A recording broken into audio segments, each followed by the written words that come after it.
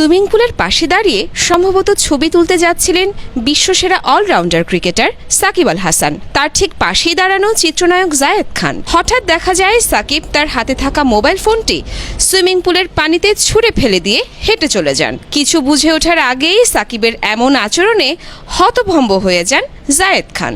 ইন্টারনেটে ছড়িয়ে পড়া কয়েক সেকেন্ডের এই ভিডিও ক্লিপে দেখা গেছে এমনই দৃশ্য। ভিডিওটি দেখে ধারণা করা হচ্ছে পানিতে ছুঁড়ে ফেলা ফোনটি জায়েদ খানের।